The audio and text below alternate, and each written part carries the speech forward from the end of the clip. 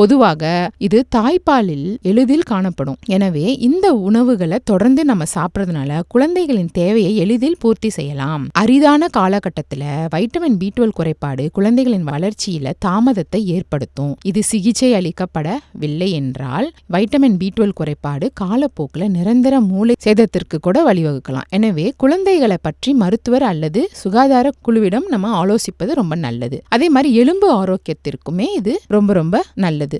உடல்ல vitamin B12 குறைபாட்டின் காரணமாக osteoporosis போன்ற எலும்பு ஆரோக்கியம் பாதிக்கப்படலாம். அதனால வைட்டமின் B12 நிறைந்த உணவுகளை நம்ம சாப்பிடுறது எலும்பு மஜ்ஜை செல்கள் உற்பத்தியை அதிகப்படுத்தி எலும்பு ஆரோக்கியத்திற்கு பங்களிக்குது. வைட்டமின் B12 ஊட்டச்சத்துக்களை சாப்பிட்றதன் மூலம் எலும்பு அடர்த்தியை பராமரிக்கவும் ஆஸ்டியோபோரோசிஸ் அபாயத்தை குறைக்கவும் முடியும். இது போன்ற பல்வேறு ஆரோக்கிய நன்மைகளை வழங்குது இந்த விட்டமின் B12 ஊட்டச்சத்துக்கள். இந்த ஷார்ட்ஸோட முழு வீடியோவை நீங்க பார்க்க நினைக்கிறீங்கன்னா கீழே இருக்கிற லிங்கை பிரஸ் பண்ணி பார்த்து பயன்பெறுங்க.